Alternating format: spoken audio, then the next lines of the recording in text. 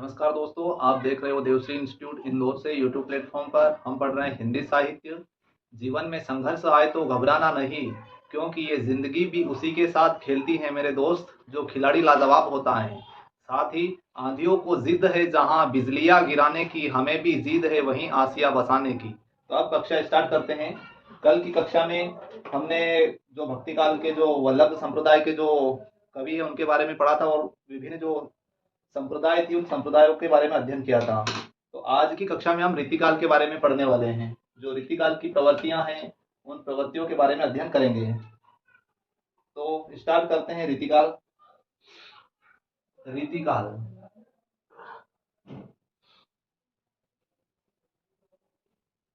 रीतिकाल रीतिकाल हिंदी साहित्य में काल विभाजन के हिंदी साहित्य में हिंदी साहित्य में काल विभाजन के काल विभाजन के अंतर्गत काल विभाजन के अंतर्गत कालक्रम के कालक्रम के कालक्रम के तीसरे चरण को रीतिकाल रीतिकाल के नाम से रीतिकाल के नाम से जाना गया। साथ ही रीति का तात्पर्य रीति का तात्पर्य रीति का तात्पर्य काव्य लेखन की शैली काव्य लेखन की शैली काव्य लेखन की शैली अर्थात अर्थात अर्थात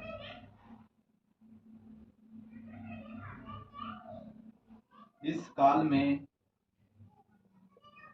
इस काल में इस काल में प्रत्येक इस काल में प्रत्येक कवि ने किसी ना किसी रूप में किसी ना किसी रूप में किसी ना किसी रूप में या रूप से लेखन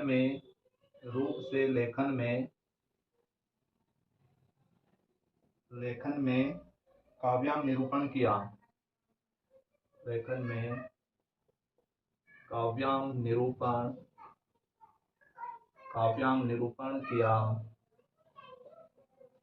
निरूपण किया। इसलिए यह रीतिकाल के नाम से रीतिकाल के नाम से जाना गया।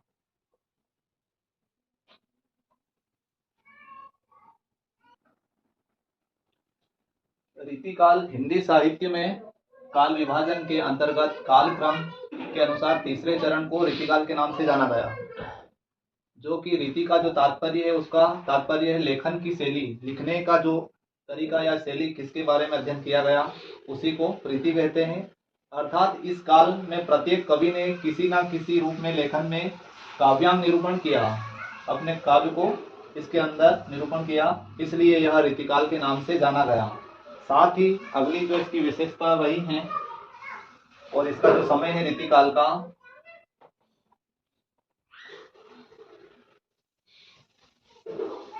रीतिकाल का सर्वमान्य कालक्रम। रीतिकाल का सर्वमान्य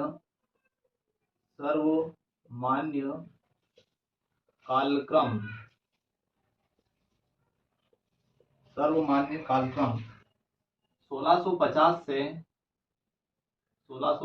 से 1850 ईस्वी के जो बीच का काल था, इसको रीतिकाल के नाम से जाना गया। के मध्य का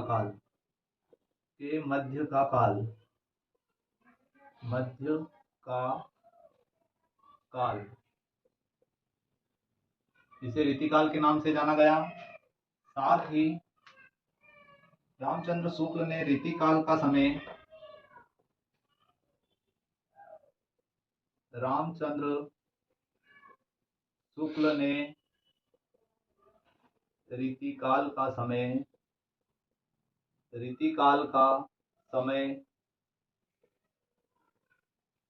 रीतिकाल का समय 1700 से 1900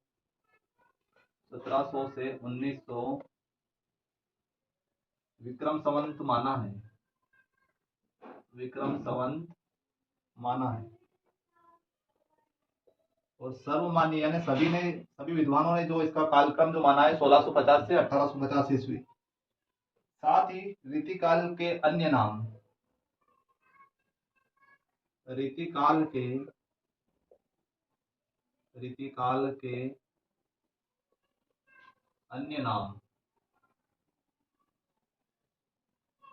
के जो अन्य नाम हैं, इनमें अलंकृत काल के नाम से रीतिकाल को जो प्रस्तुत किया, जो कहा है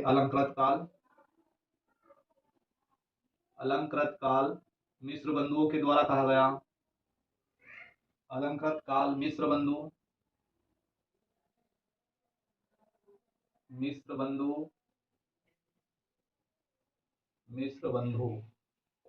3 भाई थे, तीनों ने अलंकृत काल कहा है रीतिकाल को। साथ ही श्रृंगार काल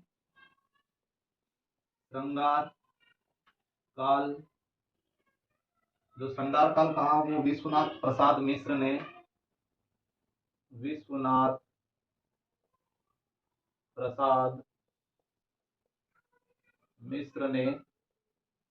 रीतिकाल को श्रृंगार काल कहा। साथ ही रीतिकाल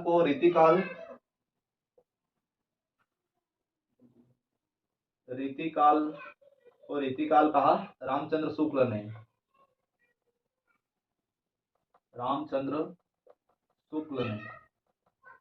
इसके अलावा रीतिकाल को उत्तर मध्यकाल भी रामचंद्र शुक्ल ने कहा। उत्तर मध्यकाल इस नाम से भी रामचंद्र शुक्ल ने प्रस्तुत किया।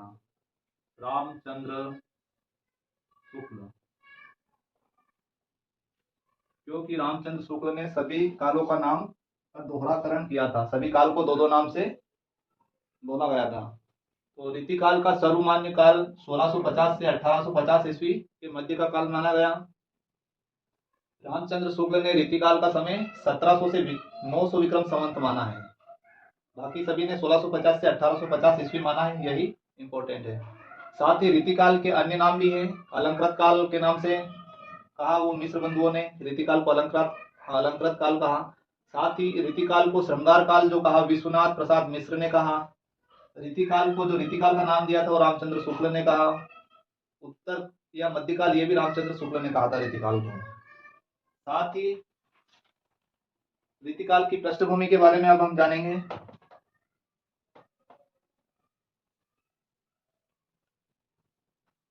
रीतिकाल की पृष्ठभूमि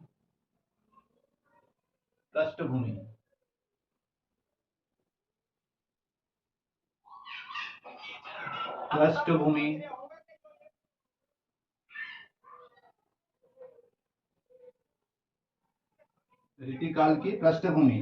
राजनीतिक पृष्ठभूमि नंबर 1 पहले जानेंगे हम राजनीतिक पृष्ठभूमि के बारे में। राजनीतिक पृष्ठभूमि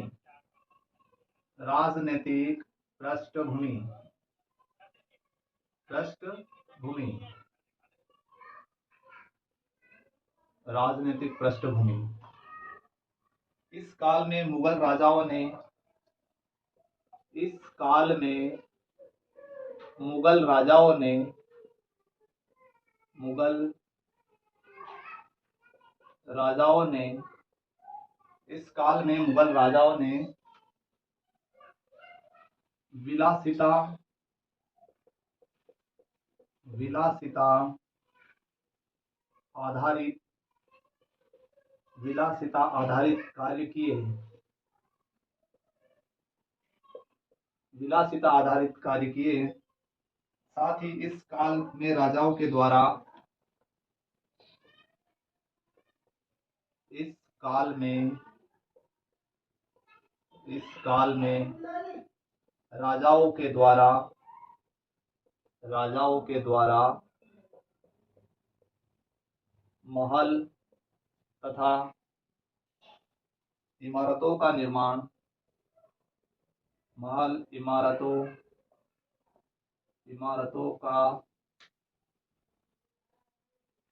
इमारतों का निर्माण करवाया गया।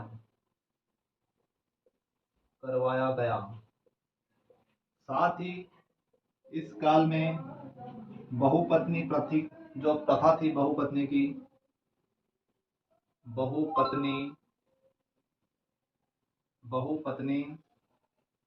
प्रथा तथा नायिका श्रृंगार का वर्णन किया गया।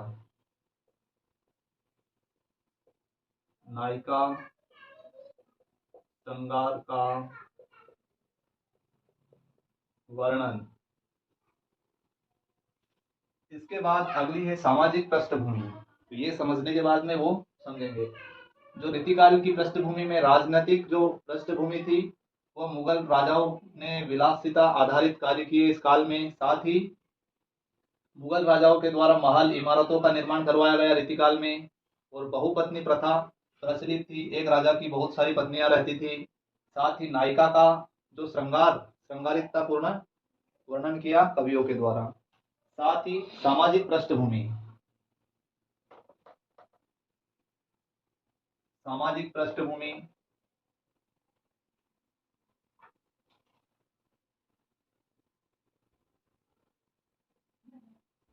सामाजिक पृष्ठभूमि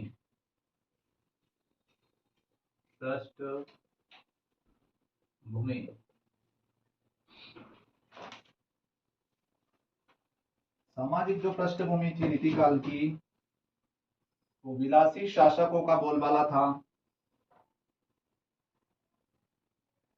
विलासी शासकों का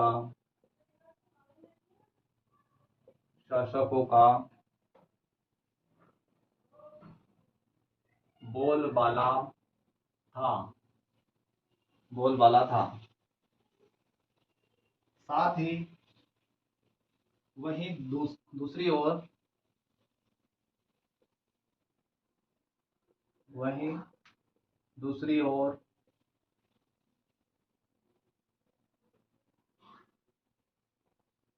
प्रजा शोषित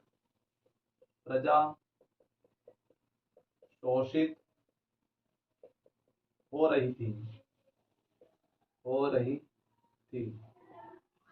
साथ ही सीमांती प्रथा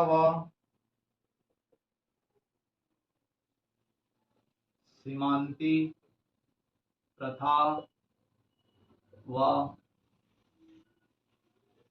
मनसबदारी प्रथा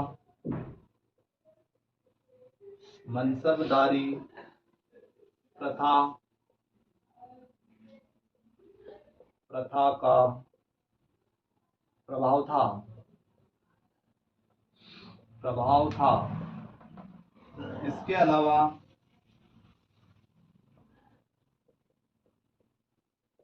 शूरा का अर्थ है शराब। शराब और सुंदरी का प्रचलन था।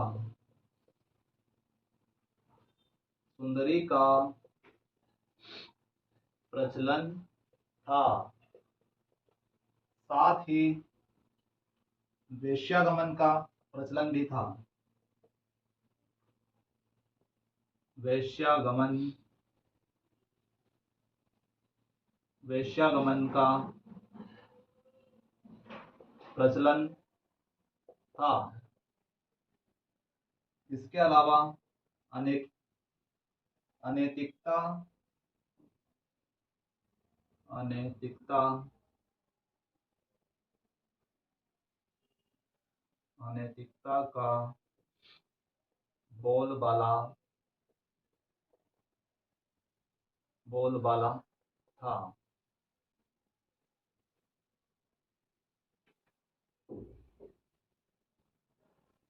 तो जो पृष्ठभूमि है, जो सामाजिक पृष्ठभूमि रही रीतिकाल की, वो विलासी शासकों का बोलबाला था इस रीतिकाल में। साथ ही दूसरी ओर प्रजा जो थी रीतिकाल की, वो बहुत ज्यादा शोषित हो रही थी राजाओं के द्वारा।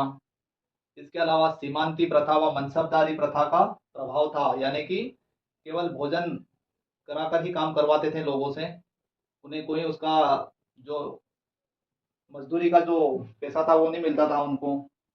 साथ ही जो सूरा और शराब, सूरा के नाम से शराब ही है, ये सूरा शराब को कहते हैं, और सुंदरी का प्रचलन था। सुंदरी यानी कि नचनिया। साथ ही वेश्यागमन का प्रचलन था। इसके अलावा नैतिकता का बोलबाला था। अनैतिक जो अनैतिकता है उसका बोलबाला था। इसमें नैतिक कार्य नहीं हो रहा था। अगली जो पृष्ठभूमि है रीतिकाल की, अगली पृष्ठभूमि सांस्कृतिक तथा धार्मिक पृष्ठभूमि। रीतिकाल की अगली जो पृष्ठभूमि है सांस्कृतिक सांस्कृतिक तथा धार्मिक पृष्ठभूमि तथा धार्मिक पृष्ठभूमि पृष्ठभूमि जो सामाजिक के अलावा धार्मिक और सांस्कृतिक जो पृष्ठभूमि थी, इसमें हिंदू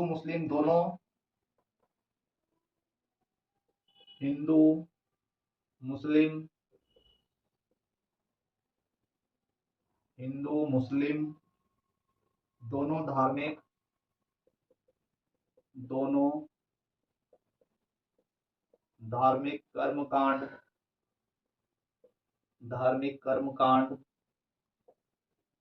व धार्मिक कर्मकांड से दूर हो गए थे। कर्मकांड से दूर हो गए थे।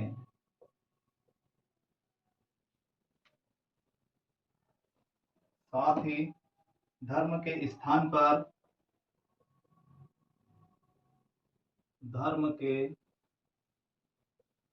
स्थान पर भ्रष्टाचार पाखंड बढ़ता गया। भ्रष्टाचार पाखंड बढ़ता गया।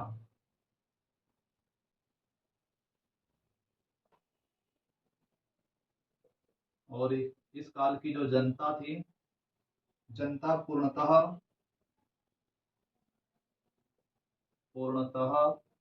अंधविश्वास अंधविश्वास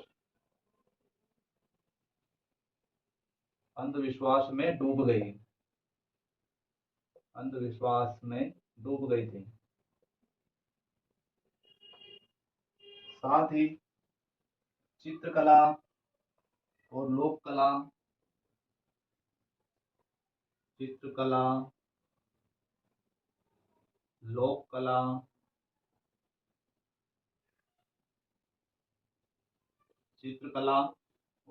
कला और शिल्प कला के रूप में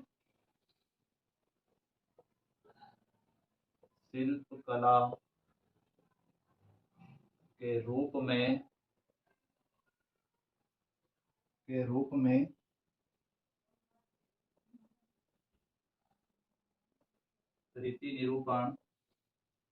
निरूपण हुई। साथ ही राधा कृष्ण शैली का भी विकास हुआ। राधा कृष्ण शैली का भी विकास हुआ।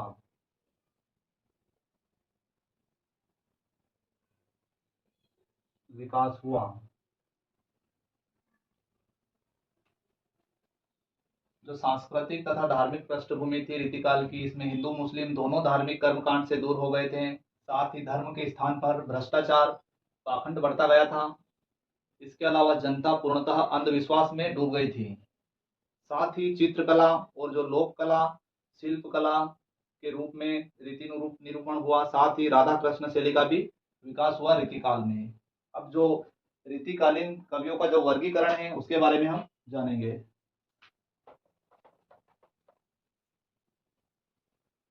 रीतिकालीन कवियों का वर्गीकरण। रीतिकालीन कवियों का वर्गीकरण।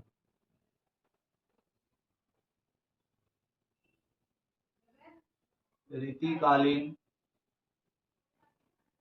रीतिकालीन कवियों का वर्गीकरण।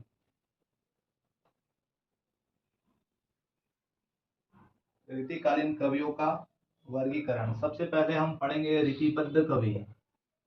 रीतिबद्ध कवि। रीतिबद्ध कवि जो रीति में बंधे हुए कवि थे उन्हें रीतिबद्ध कवि कहा गया।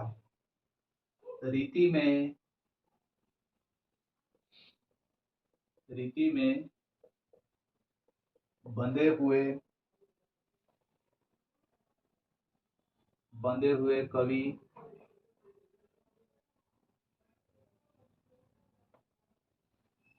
रीति ग्रंथों के रचनाकार। रीति ग्रंथों के रचनाकार।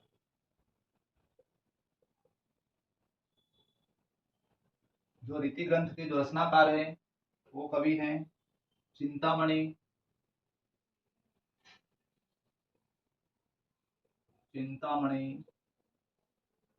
साथ ही अगले हैं मतीराम। चिंतामणि के बाद में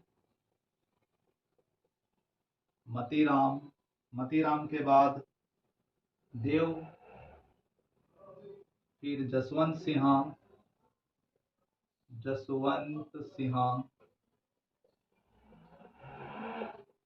इनके अलावा कुलपति मिश्र।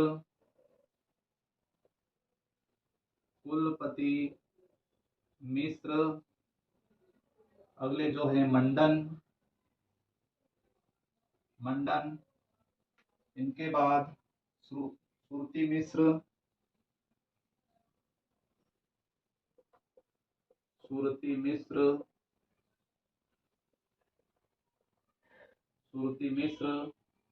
साथ ही अगले कवि हैं सोमनाथ। इनके अलावा भिखारी दास।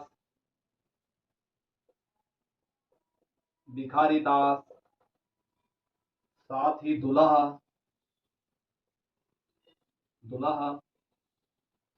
इनके बाद रघुनाथ।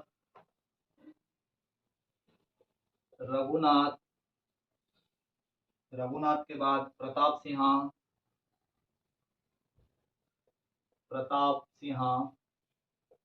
सिंह के बाद एक और हैं ग्वाल कवि। ये सभी रीति ग्रंथों के रचनाकार हैं। रीति ग्रंथों के रचनाकार जिन्होंने रीति ग्रंथों की रचना की वो कवि चिंतामणि, मतीराम, देव, जसवंत सिंह, कुलपति मिश्र, मंडन, श्रुति मिश्र, सोमनाथ, भिखारीदास, दुल्हा, रघुनाथ, प्रताप सिंह और ग्वाल कवि। इन्होंने रीति ग्रंथों की रचना की जिनके बारे में हम आगे पढ़ेंगे। साथ ही अगले जो कवि है रीति सिद्ध कवि। ये रीतिबद्ध यानी कि रीति में बंधे हुए कवि थे। अब हम पढ़ने वाले हैं रीति सिद्ध कवियों के बारे में। रीति सिद्ध कवि। अब हम पढ़ेंगे रीति सिद्ध कवि। रीति सिद्ध कवि।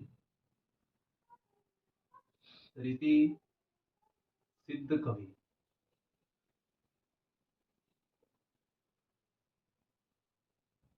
ये कवि रीति में पारंगत थे पर इन्होंने रचनाएं नहीं की।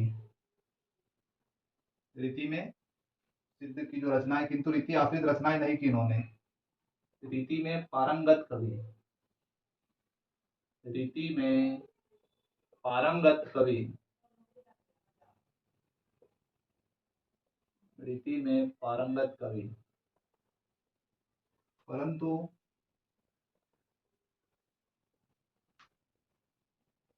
किंतु रीति में रचनाएं नहीं की। जो इसमें जो कवि हैं बिहारी, खासकर बिहारी ही हैं। बिहारी, इन्होंने एक ही रचना की, बिहारी सतसई। रचना बिहारी सतसई। बिहारी सतसई। बिहारी सतसई। अब हम पढ़ेंगे रीति मुक्त कवि। तो जो बिहारी है ये रीति सिद्ध कवि थे। अब हम पढ़ेंगे रीति मुक्त कवियों के बारे में। जो रीति से मुक्त होकर उन्होंने रचना की उन्हें रीति मुक्त कवि के नाम से जाना गया। रीति मुक्त कवि। रीति मुक्त कवि। रीति मुक्त कवि। रीति से मुक्त कवि। रीति से मुक्त कवि।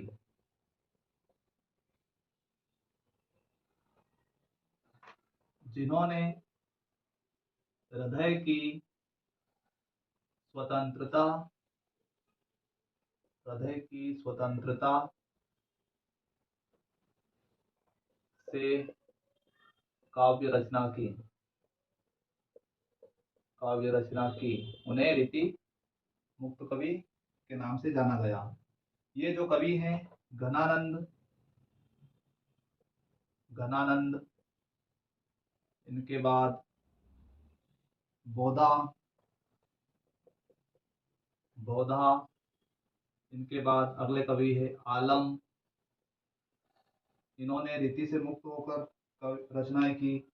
अगले जो कवि हैं ठाकुर। तो इन चार कवियों ने रीति से मुक्त होकर रचनाएं की। और जो रीति मुक्त कवि के अंतर्गत आने वाले घनानंद, बोधा, आलम, ठाकुर, इन्होंने स्वतंत्र होकर अपने काव्य की रचनाएं की हैं।